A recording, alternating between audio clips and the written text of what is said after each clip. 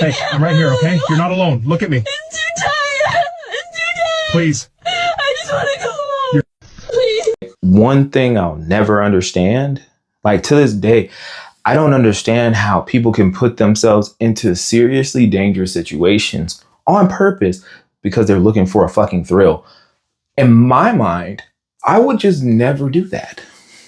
Have I been skydiving before? Yeah. Have I rock climbed before? Yeah. You know, I put myself in some serious dangerous situations. One of them, I didn't have to, you know. I wonder about those people. What thrills are you looking for? Hey, you're okay. I'm here. Don't panic. I can't breathe. Please don't leave me here. Stay with me. You're doing great. Just breathe. Look at me. For to the point where you're sitting in this situation right here. And then you get back here and you're like, what? Like you didn't expect that shit to happen. My whole point is this. If you willingly sign, people were like, oh my God, this didn't have to happen. It did. It did. I'm telling you now, because what was going to stop them? What was going to stop them? At what point were they going to be like, hey, maybe we shouldn't? And I mean, you're in a cave, bro. And the worst thing about it is that people do this underwater cave diving. Underwater cave diving. It's when you put on a snorkel or a scuba tank and you go underwater through some fucking caves. Like, not only do you have a limited time supply of air, but you have to deal with whatever the fuck is in the cave. And then fish can be anywhere. Whatever's down there. One of the biggest things that you probably hear a lot of times in like science and stuff like that is that we don't know shit about our own planet. We're constantly finding out more and more about what's in our own oceans, what's in our own forests, what's under our own feet, bruh. And you decide to say, hey, let me give myself a limited supply of air and go inside a deep, dark hole, deep in the earth, underwater. Let alone the people that just go into, you know, regular caves. Regular caves. Why? Motherfuckers will leave their whole family of 4, 2 kids, a wife, pension, good job, shit, 3K, it's like 300,000 a year. Why? Why throw it all away? You got a good life. You're happy. When your family gets online, they're like, oh man, he was a good guy. He was always happy. Well, I don't know why this happened to him. Why? I do. He's stupid. And I'm going to tell you, I know it's kind of insensitive and stuff like that, but like listening to this shit and just going through in my mind, I'm just like, you gotta be some level of stupid. Not only, and you don't hear single people doing, like not saying that they don't do it, but you never see them on the news. Sometimes. Most of the time, it's a motherfucker with a family or a woman with kids coming, waiting for them to get back home. Now, imagine telling this story to somebody. Imagine this. Oh, my dad died in the cave. What was he doing in the cave? Oh, he just wanted to go explore it. What was the cave called? They Don't Come Back Alive Mountain. That's your first clue. I'm just thinking. The way that you gotta climb into a cave, same way underwater, it's way worse. The people that have to bend themselves at 90-degree angles backwards just to get into the cave and have to do the same way coming back, no. Motherfuckers get stuck because caves like to just be like, oh man, I'm just not feeling it today. Bye, buddy. Close right down on your foot and now you can't. The rock sealing them in like a coffin. Panic crept in. The dizzying, suffocating fear of being trapped with no escape. They felt claustrophobic, and the anxiety made the nightmare even worse. Can't get out. No one can save you. You're sure as fuck dead. Why are we sitting here doing things like this? Why? What thrills could you be chasing?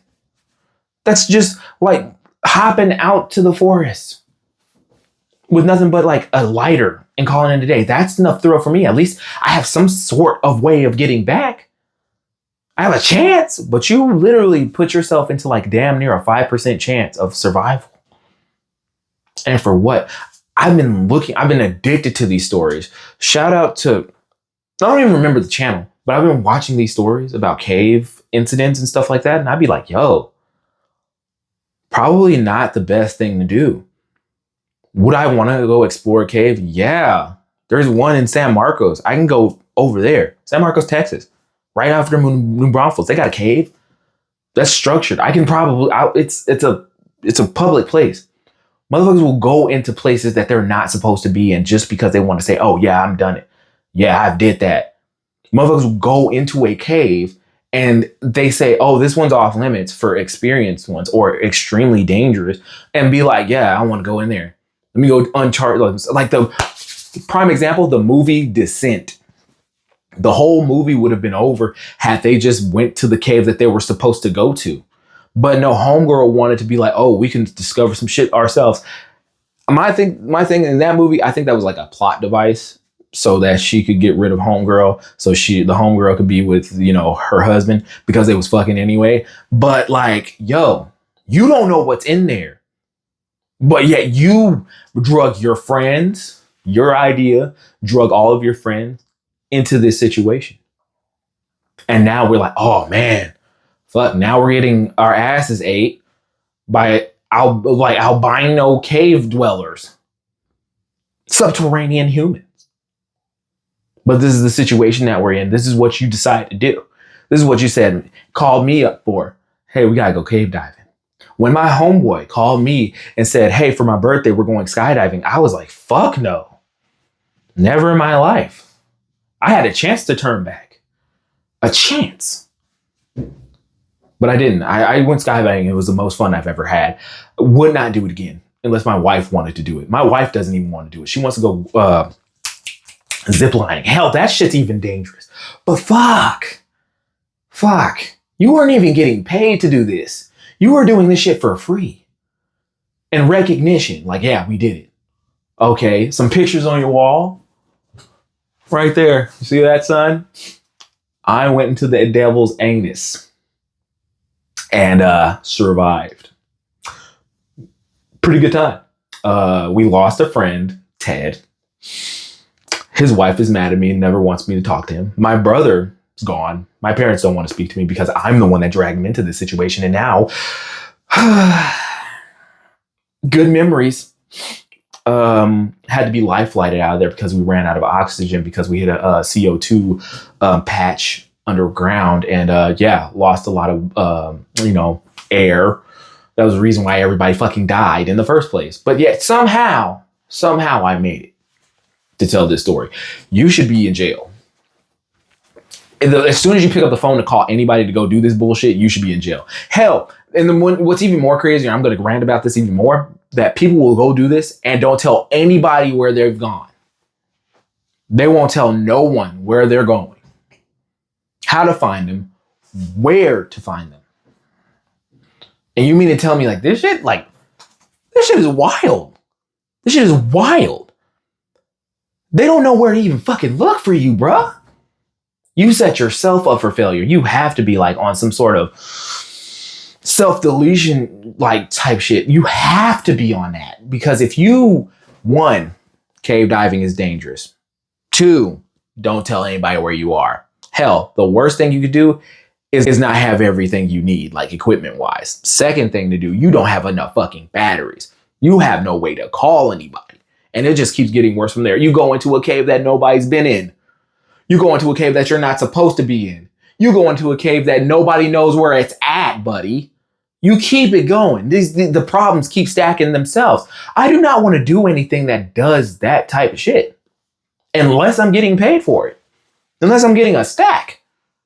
But y'all be out here doing this shit for free, for the thrills, for the fun of it. What the fuck wrong with y'all? And I really want to understand just like the mental mindset behind that shit, be honest. Because why? Why are we in this situation? Why are you at an angle where you know full well you're not going to be able to do that shit backwards? You ain't going to go back in the same way you came out. Hell, fuck. Damn. It's a crazy thing. And I'd be feeling bad. I'd be feeling bad for the families that are left behind after this shit. I do. I really do. It's a crazy thing too. Crazy.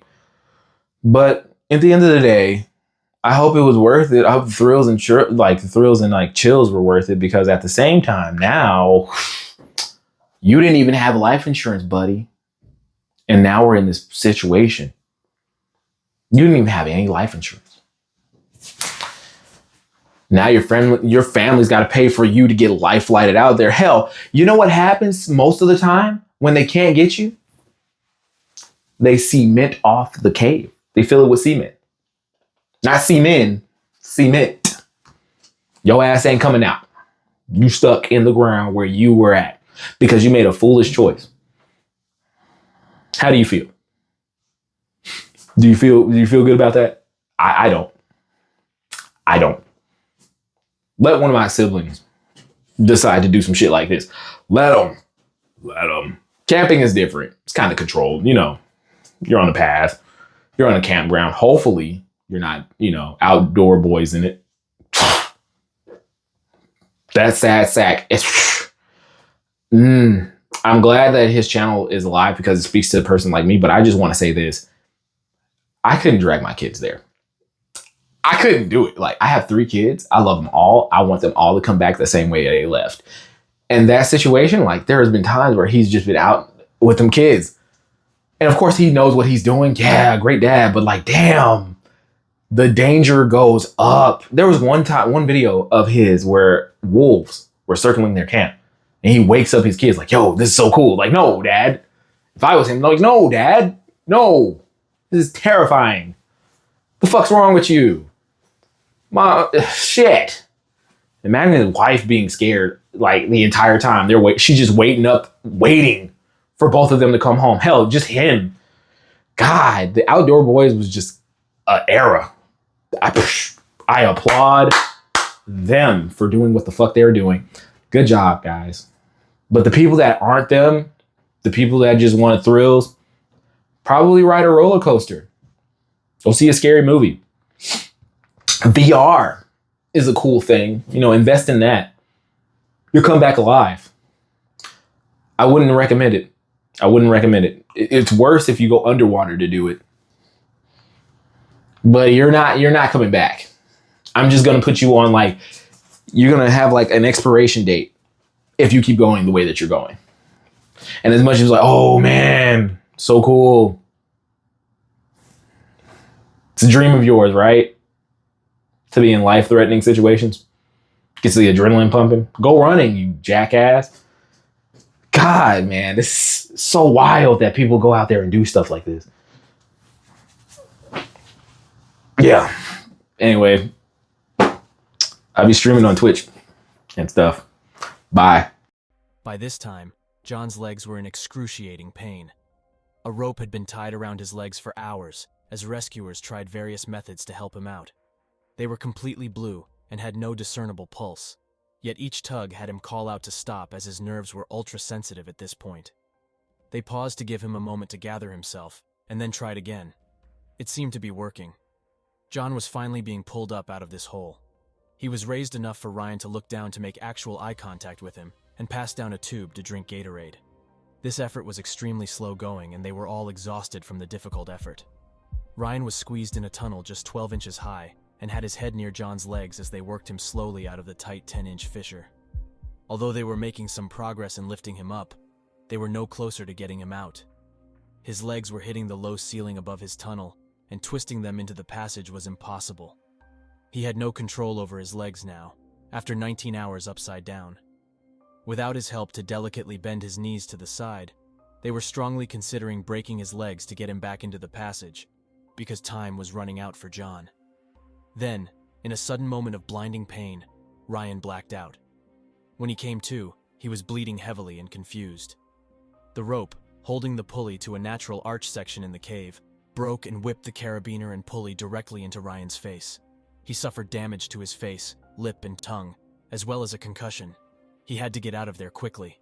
John was back where he started, completely wedged in the tunnel with the circulation to his arms cut off and his legs completely dead. He was unable to help free himself in any way. This moment started the final demise of John Jones. After Ryan was checked out in the pit and then sent off to the hospital, his father Dave took his place in the passage with John. It took an hour to re-establish the pulley lines, and Dave tried to tie a rope around John's body, but couldn't get the rope past his wedged torso. All the time Dave was with John, he was not responsive. This entire operation required John's help to effectively rescue him. There was no way to lift his 200-pound, 6-foot frame without him pushing and trying to leverage himself in some way. In Dave's effort to tie up John, he got himself stuck for about 15 minutes. Their desperate effort to help save this man had put both his son and himself in danger. It was a devastating reality. Once he had pushed himself back into the 12-inch tunnel, he was exhausted and had to leave. Brandon Kowalis took his place and brought in the telecom system so John's family could talk to him. His wife Emily expressed her love and told him to take a break and rest after all of his effort. She still truly believed he would be coming out, but Brandon could see what she could not. John was no longer responsive, and no signs of life could be heard.